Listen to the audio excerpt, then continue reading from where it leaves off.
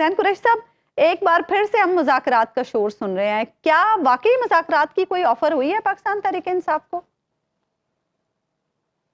बिस्मिल्लाहिर्रहमानिर्रहीम। सबसे पहले तो आपका शुक्रिया अदा करूंगा, आपने शो में दावत दी।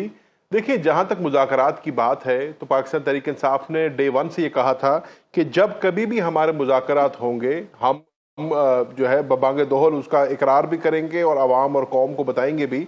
फिलहाल तो हमारी किसी से कोई ऐसी बातचीत नहीं हो रही। जहां तक अचकज़ई साहब का सवाल पैदा होता है तो आपके इल्म में है कि हमने जो तहरीके तहफ़्फ़ुज़ आईन पाकिस्तान की मूवमेंट चलाई है उसका बानी हमने अचकज़ई साहब को चुना और पाकिस्तान तहरीक इंसाफ ने अचकज़ई साहब को ये मैंडेट दिया है कि अगर ऐसी कोई बात होती है, और गालिबन राना सनाउल्लाह साहब की और अचकज़ई साहब की कोई गुफ्तगू शुरू हुई भी थी, तो उसमें हमने उनको बाख्तियार किया था कि वो हमारे इस अलायंस के बेहतर मफाद में फैसला कर सकते हैं।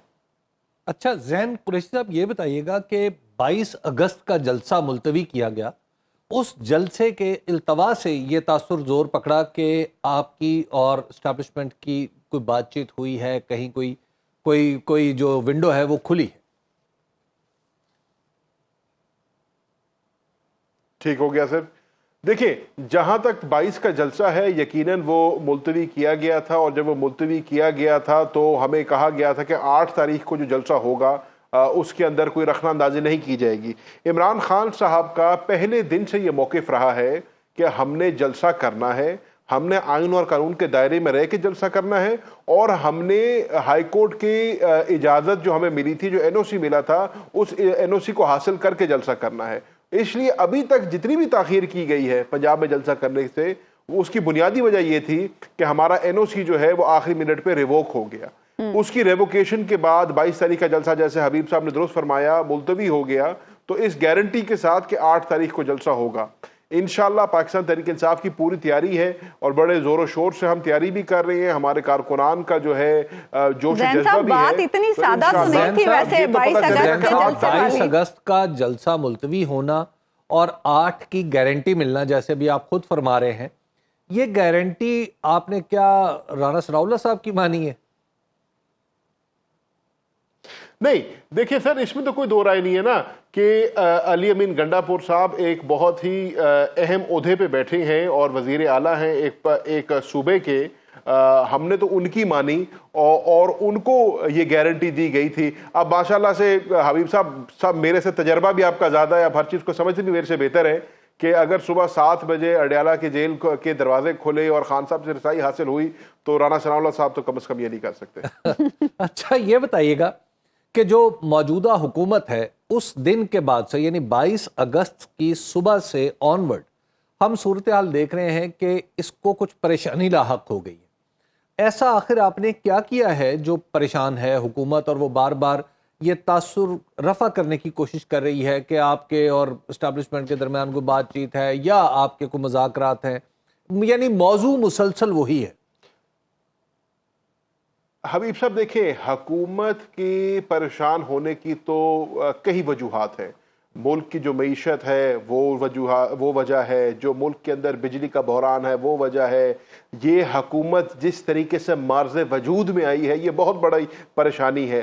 ये फॉर्म 47 की हुकूमत है, ये 16 सीटों की हुकूमत है, तो ये परेशानी तो हमेशा लाहक होती है। लेकिन जो सबसे बड़ी परेशानी है वो ये है कि पाकिस्तान की आवाम आज भी इमरान खान साहब के साथ खड़ी है। 8 फरवरी को पाकिस्तान की आवाम ने अपना फैसला सुनाया। 8 फरवरी को बल्ले का निशान ले लिया गया। तहरीक इंसाफ के कायदीन को, कारकुनान को कैदोबंद की सोबत में रखा। उसके बावजूद भी लोगों ने इमरान खान को वोट दिया और आज भी आवाम खड़ी है। अब जितनी उसके बाद तब 8 फरवरी से लेकर आज तक जितनी रिपोर्टें आई हैं, मिसाल के तौर पे आप पतन की जो रिपोर्टें हैं उनको देख लें तो उनमें भी ये शीशे की तरह आया हो गया कि ये जो हुकूमत मार्ज़ वजूद में आई है ये फॉर्म 47 की वजह से आई है। तो इनको आवाम की अक्सरियत जो है, आवाम की ताईद हासिल नहीं है। अब आवाम की ताईद हासिल करने के दो ही तरीके हैं ना जी। आवाम की ताईद हासिल होती है या वोट के जरिए या पब्लिक शो ऑफ स्ट्रेंथ के जरिए। वोट का हाल ये है कि इस्लामाबाद के अंदर लोकल गवर्नमेंट इलेक्शन होना था, इन्होंने पोस्टपोन कर दिया। इस्लामाबाद में लोकल गवर्नमेंट इलेक्शन हो जाता तो वोट के जरिए आपको पता चल जाता आवाम किसके साथ खड़ी है। اور دوسرا طریقہ یہ ہے کہ کوئی جلسہ ہو, کوئی جلوس ہو, کوئی عوامی گیدرنگ ہو, کوئی پاور شو ہو اور پتہ چلے کہ عوام کس کے ساتھ کھڑی ہے, تو اس کے اوپر آپ دیکھتے ہیں کہ اس میں اچھا زین صاحب 22 اگست کی صبح آپ کو عرض کر جی جی زین صاحب 22 عثمان جی میں آخری بات کر جی لوں, اگر 8 تاریخ کو میں اپنی بات کمپلیٹ کر لوں, اگر 8 تاریخ کو پاکستان تحریک انصاف کو آئین اور قانون کے دائرے کے اندر رہتے ہوئے جلسہ کرنے کی اجازت دی جاتی ہے, میں آپ کو دعوے سے کہہ رہا ہوں یہ پاکستان کی تاریخ کے سب سے بڑے جلسوں میں سے ایک جلسہ اور اگر اجازت نہیں ملتی اور وہ آپ کو بتائے گا کہ تو بھی عوام کس کے جلسہ ساتھ کریں کھڑی گے ہے. اگر اجازت نہیں ملتی؟ عظمیٰ جی دیکھیں جلسہ تو ہوگا اور جلسہ ہونا چاہیے. کیوں؟ کیونکہ یہ ہمارا آئینی اور قانونی حق ہے, ہمیں پاکستان کا آئین یہ اجازت دیتا ہے, ہمیں یہ حق حاصل ہے کہ ہم عوام کے پاس جائیں. حکومت کو ہوش کے ناخن لینے چاہیے, اسلام آباد کی انتظامیہ کو ہوش کے ناخن لینے چاہیے. جو کورٹ نے ہمیں اجازت دی ہوئی ہے یہ تو کنٹیمپٹ میں ہے, یہ اور بات ہے کہ اب یہ کورٹ سے کنٹیمپٹ کی طاقت کئی دفعہ اجازت دی, کئی دفعہ NOC منسوخ ہو گیا آپ لوگوں کا. تو وہی تو میں آپ سے یہی عرض کر رہا ہوں نا کہ کورٹ نے جس چیز کی اجازت دی ہے وہ اس کے اوپر عمل درآمد نہ کرنا اصولاً طور پہ تو کنٹیمپٹ کے زمرے میں آتا ہے. لیکن آپ کے سامنے جو کچھ ہو رہا ہے یہ تو وہ کنٹیمپٹ کی طاقت بھی ان سے واپس لینا چاہتے ہیں. اچھا زین صاحب یہ بتا دیں, ہمیں پاکستان کا آئین اجازت دیتا ہے.